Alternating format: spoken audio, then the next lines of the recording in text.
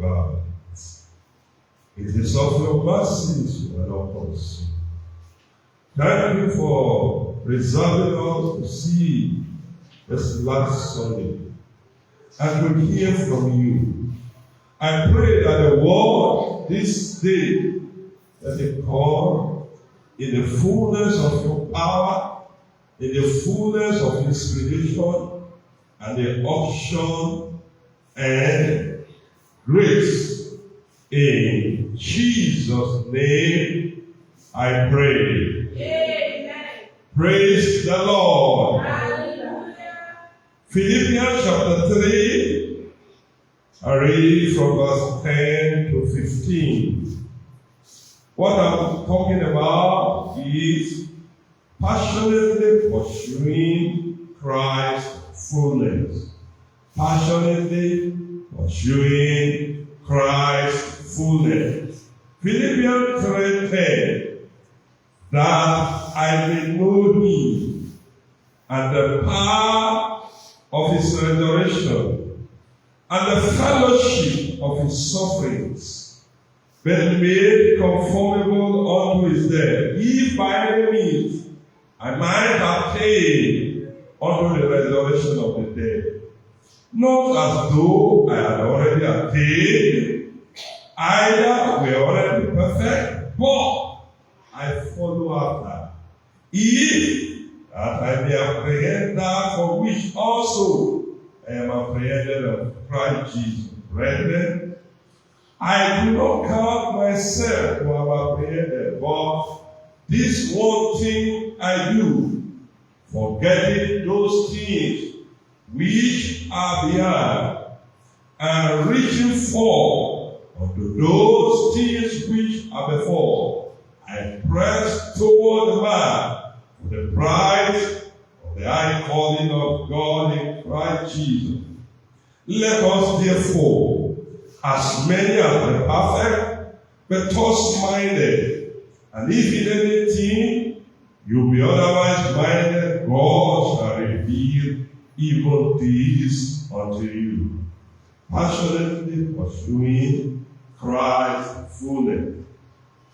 The Christian life is more than just coming to Christ. It is about knowing him and growing in him. When somebody gets saved, you are just introduced into him. For instance, if you undertake, or if you go to the higher institution, in your particular course, the first thing they do is what is called introduction to that course, to that discipline. If you remain at that introduction, you will not graduate. The introduction is elementary. So salvation is introduction to Christ. You need to know him. You need to grow in him. So salvation introduces us to Christ, but it does not exhaust him. It does not give us everything that we need to know about Christ. Paul the Apostle, that we read in our text, he had deeply experienced Christ, still he had a bodily desire. He said, that I may know him. This reveals that true Christianity is sustained by a deepening passion for Christ, not a one-time encounter. You see, some people say, 19-something, I had an encounter. Are you still in an encounter? No. Christianity is not an event. It's a process. You need to grow from one level to another. God is not calling us just to remain stagnant, but to have a warm, willing, and wholehearted pursuit of the fullness of His Son, Jesus Christ. You see, You may have two Christians that got born again at the same time. But along the line, one is being used by God mightily, the other one is still using feeding bottle. Why? That one is not growing. It's not developing. It's still looking. There's a stage you get to in your Christian journey that you virtually don't need somebody else to come and address your spiritual challenges. I remember one way their former ministry.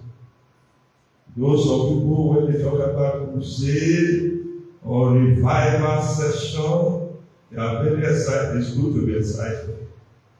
But I keep saying, I was not so fascinated about, praying for healing and that. So I'm getting excited when it's time they want to pray for the sick and the rest. I was not sick. The period that captures my attention is a session devoted to the teaching of the word. That's the place where my eyes are open about God. And I now look at myself. Where am I? I need to know more about Him. I remember 1991. One morning, I was with my industrial attachment, or industrial training, or internship, whatever you call it, with daily times. When daily times was daily times. 1991. I woke up with one song. Something good is going to happen to you. As I went out that day, that was the song I was singing throughout. So, that day was a Bible study. And the topic that day was abiding in Christ. In short, from the congregational in, I got caught up. You know, John the Beloved, we read the Revelation. He said, I was in the eyes of Patmos. Then he said, I was in the spirit of the Lord. The congregational hymn was in that he sought me, weary and sick, we say, and all his shoulder brought me back to his fold again. I never had a sweeter word each day, my aching I rejoice. Oh, that love that sought me, oh, that blood that bought me, oh, that grace that brought me to the fold. One was grace that brought me to the fold. As we were singing the song, I don't know what others were experiencing, but as we were singing the song, I can see the glory of God resting upon me. I can see fresh glory resting upon me, fresh anointing resting upon me. Then when it was time for the war, it's as if I've not even had the Bible before. The thing is all. I remember when President Tinubu went to France the first time, and he met the president of France, Emmanuel Macron. He had, when he was a student, he did his attachment, internship at the French embassy in Lagos. So he don't understand teaching. So he told Tinubu, he said, as I see you so, it is sweet me for body. So praise the Lord. So as the Bible was going on, it is sweet me for body. It is sweet me. It suits me. It suits me. The thing was as if it shouldn't end. As the thing was about to end, I said, I wish they can repeat this topic next week. Brother, there are times only one person will be controlling the message for thousands of people. Messages, only your heart desire, you won't believe it.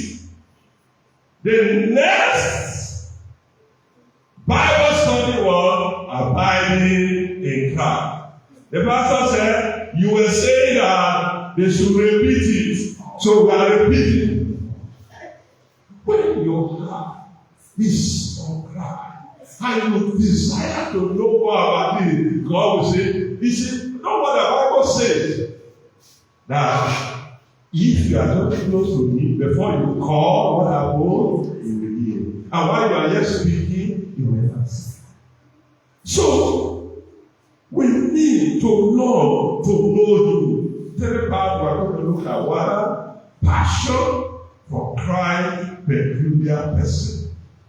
Passion. We need to have passion for Christ. Christ is peculiar. Christ has no pair.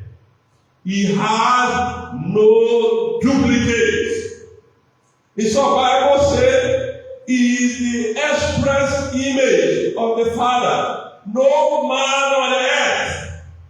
You know, there was a time they said some people to go and catch him on his wall and then arrest him.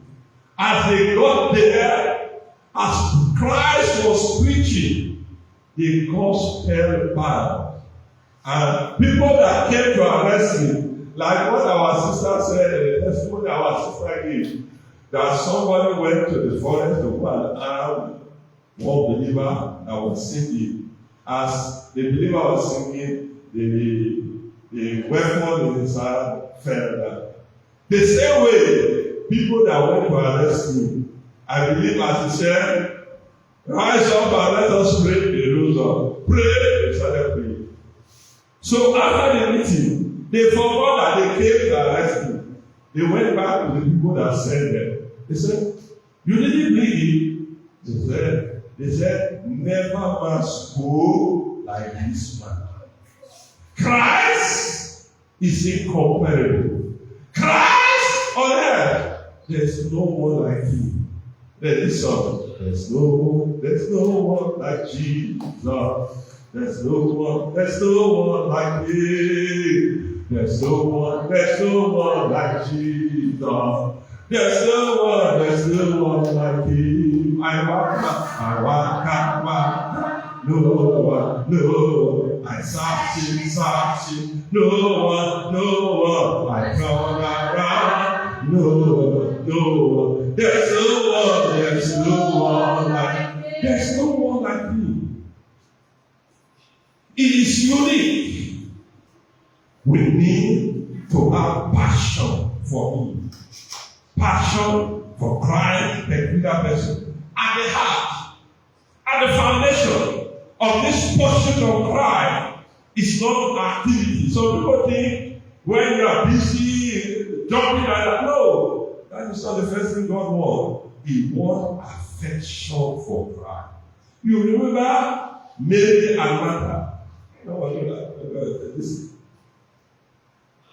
Martha was busy going to the kitchen, coming out, bringing food, bringing water, doing eye service.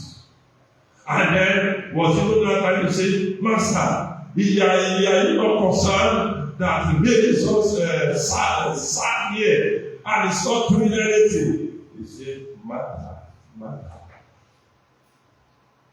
you are too compact about so many things.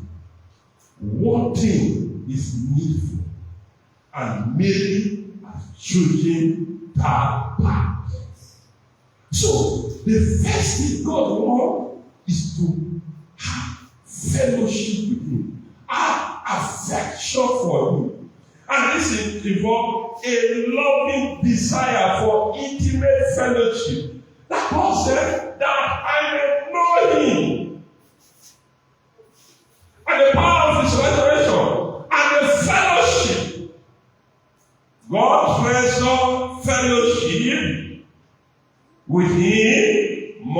an activity. He wants to hear us speak to him. He wants to hear us converse with him. The husband and wife are married. The wife can be sending millions of naira, and the husband can be sending millions of naira into her account. When the husband comes back from work, welcome. How are you?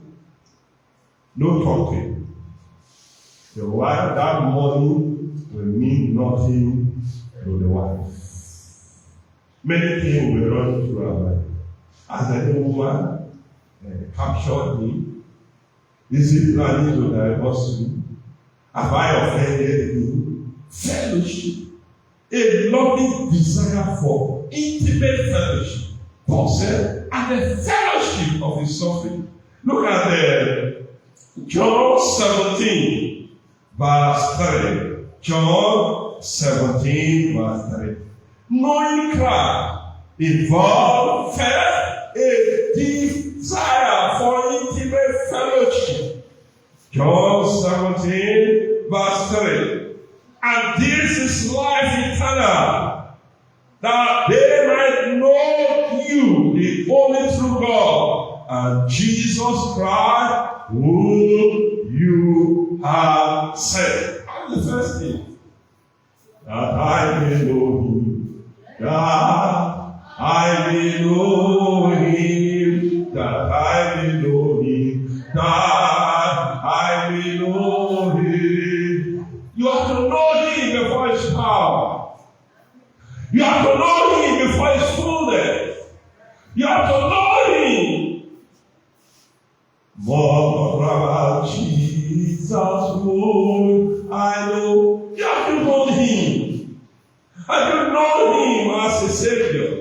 Have you known him as a sanctifier? Have you known him as a Spirit baptizer?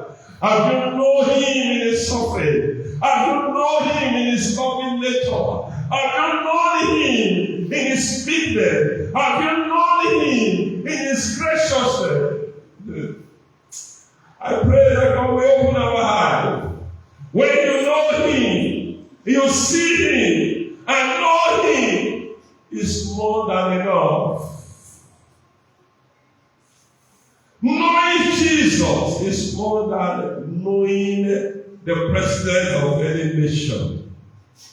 Look at what David said in Psalm 27, verse 4. Fellowship.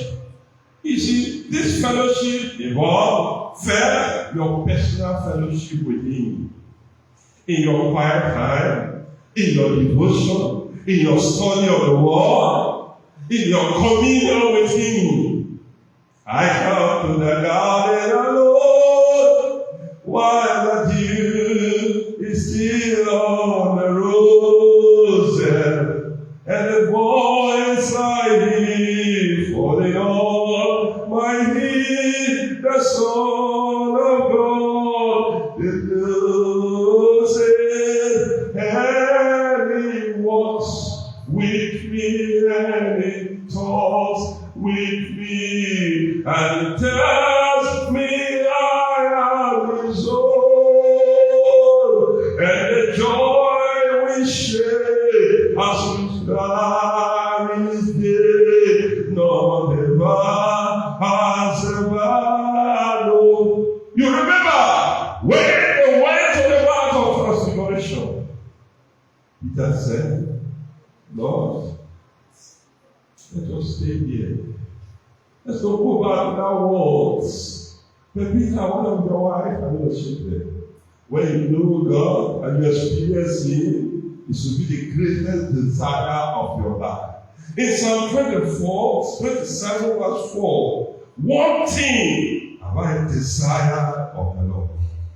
That will I seek after, and I may dwell in the house of the Lord all the days of my life, to behold the beauty of the Lord, and to inquire in his fellowship. I said, this fellowship involves your personal communion with God. It also involves fellowship in God's presence. The psalmist said his desire is to have fellowship in the house of God. Look at also Psalm 122 verse 1. Psalm 122 verse 1. I was glad when they said unto me, let us go into the house of the Lord.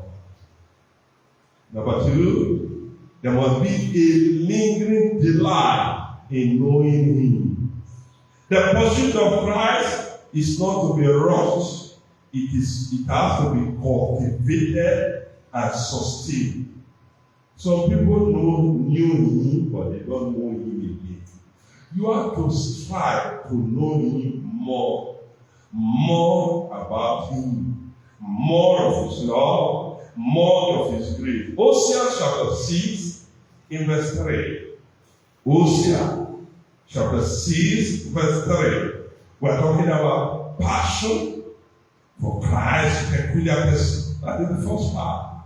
In the pursuit of Christ's fullness. And we have said that it involves a longing desire for intimate fellowship, then a lingering delight in knowing Him more and more. More and more. I want to talk about His name. More and more. Know that you feel satisfied in the kingdom of God. The way forward is you are not satisfied. No matter what you have received, there should be a longing for more. A longing, a desire for more. Hosea 6, I read verse 3. Then shall we know, if we follow on to know the Lord, His going forth is prepared as the morning, and it shall come unto us as rain, as the latter and former rain of the earth. Number 3, there must be a loyal devotion above all else. When Christ becomes your treasure, other pursuits lose their grip. He said in Matthew 6:33, seek for the kingdom of God and His righteousness. We must pursue Him. We must seek Him. Passion for Christ begins with valuing His person above all pursuit. Part 2, participation in Christ's pattern and power. That is Christ's lifestyle and power. This is our 21st century.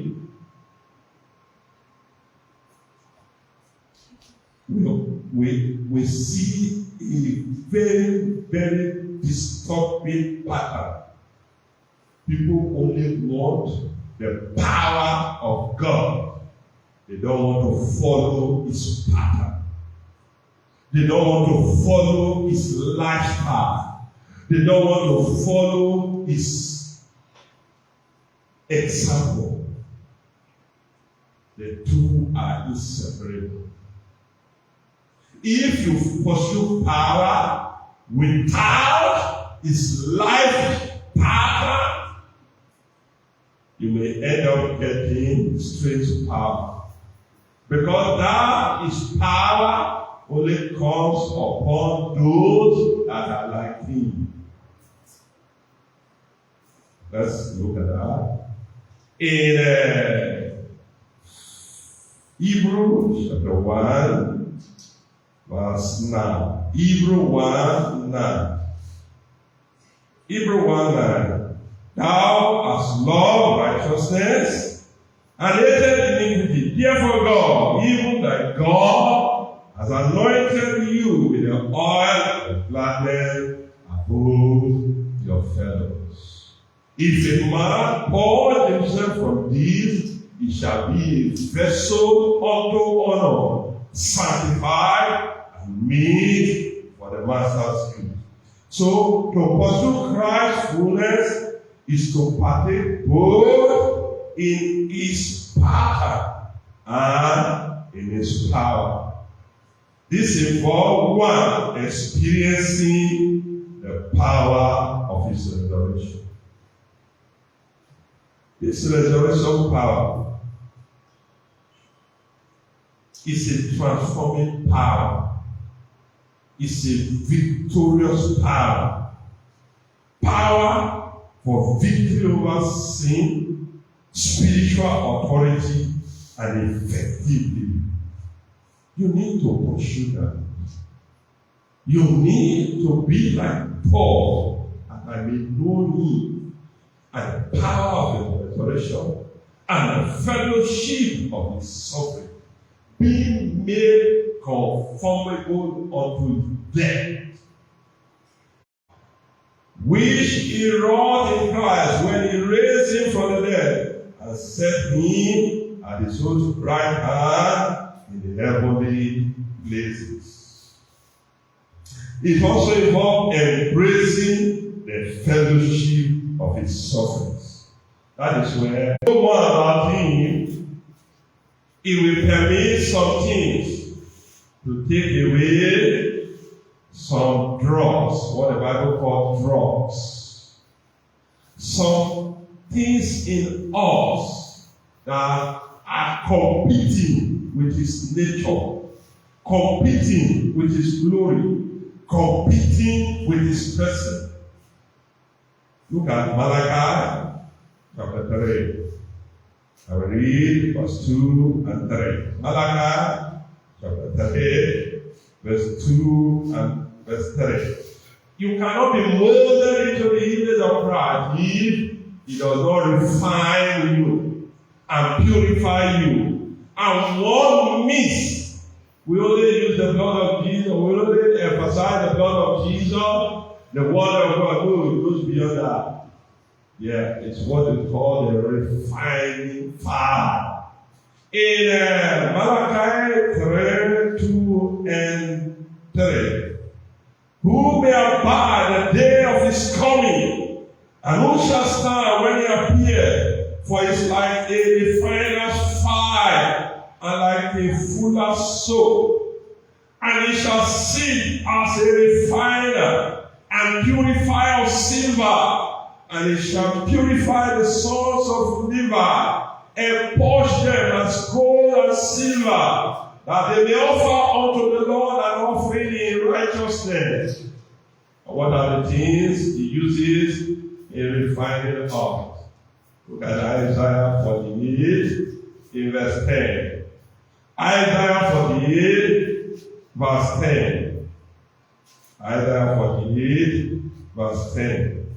Behold, I have refined you, not with silver. I have chosen you in the furnace of what? Affliction. Many are the afflictions of the righteous, but what? The Lord delivers him out of them all. God is not the one bringing the affliction, but he permits them to perfect us, to mold us into the image, into the likeness of Christ. 2 Corinthians chapter 4. 2 Corinthians chapter 4, I read from verse 7. 2 Corinthians 4, from verse 7. But we have this treasure in earthen vessels, that the excellency of the power may be of God and not of all. We are troubled on every side, yet not distressed. We are perplexed, but not in despair. Persecuted, but not forsaken. Cast down, but not destroyed. Always bearing about in the body the dying of the Lord Jesus, that the life also of Jesus might be made manifest in our body. For we which live are always delivered unto death for Jesus' sake, that the life also of Jesus might be made manifest in our mortal body. Verse 16. For which cause we faint not, but though our outward man, the flesh, perish, yet the inward man, the soul, is renewed day by day. For our light affliction, which is but for a moment, was for all a far more exceeding an eternal weight of glory. While we look not at the things which are seen, but at the things which are not seen. For the things which are seen are temporal, but the things which are not seen are eternal. After Paul experienced and was caught up to the third heaven, he now told us that God, so that he will not be lifted in pride, God allowed the messenger of Satan to buffet him, to afflict him. He said, for this he prayed and prayed. God said, my grace is sufficient for you, for my strength is made perfect in weakness. It also involves experiencing ongoing transformation. The more we behold him, the more we become like him. In 2 Corinthians 3:18, 2 Corinthians 3:18. Participating in him is God, number one, experiencing the resurrection power. It involves embracing the fellowship of his suffering. It involves experiencing ongoing transformation. 2 Corinthians chapter 3, verse 18. But we all, with open face, beholding as in a glass the glory of the Lord, are changed into the same image from glory to glory, even as by the Spirit of the Lord. It also involves expressing a steady forward pursuit. There must be a desire, passion for Christ. Keep the believer moving, not stop in yesterday. You see, some people, they glory in the past. In the Christian journey, the past is put behind. You only look at what lies ahead. Because if you glory in the past, the challenge ahead is greater than what? Because in the Christian order, a spiritual order, spiritual conflict, the way Satan has structured his forces, you first of all encounter lesser powers. Then as you are increasing and growing in him, you are meeting greater powers. We wrestle not against flesh and blood, or against principality, against power, against the rulers of the darkness of this world, against spiritual war, wickedness, and everything. So that is why you should not rest on your thoughts. That hymn writer says, Christian, seek not yet repose. Cast your dream of ease away. Thou art in the midst of full war, watch and pray. You see, still talking about the sufferings. Let me see the stressful part. Human nature like enjoyment. A life of ease. But when there is battle, what happens? We wake up. Sometimes those battles are to keep us fit, to keep us on the firing line. That hymn said, nearer my God to thee, nearer to thee, if though it be a cross that raises me, still all my songs shall be nearer my God to thee, nearer to thee. Without the cross, there is no glory. Looking unto Jesus, the author and finisher of our faith, who for the joy that was set before him endured the cross, despite the shame, and is now what? Set at the right hand of the glory of the Father. So we must press forward and pressing on the upward way. New eye I'm gaining every day.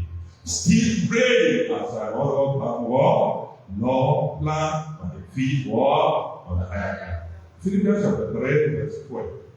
Not as though I had already attained, either we are already perfect, but I follow after, if that I may appear that for which also I am brethren of Christ Jesus. Brethren, I do not count myself to have apprehended, but this one thing I do, forgetting those things which are behind, and reaching forth unto those things which are before, I press toward the mark and the prize of the high calling of God, Christ Jesus.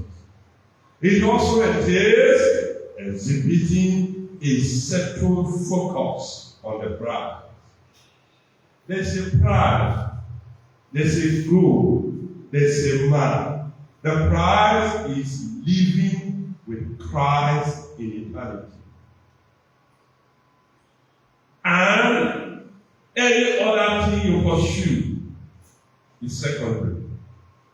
If at the end of the day you don't make it, you have wasted your life on earth. Paul said in 1 Corinthians chapter 15, verse 19, if only in this life we have hope in Christ, we are for men most miserable. And Paul now said in 1 Corinthians chapter 9, I read from verse 24 to 27.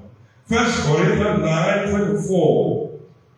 Know you not that they who run in a race run up or one receives the prize, so run that you may obtain. And every man that strives for the mastery, for the prize, is temporary, did not think, have self-control. Now they do it to obtain a corruptible crown. But we are incorruptible. I therefore so run, not as uncertainty.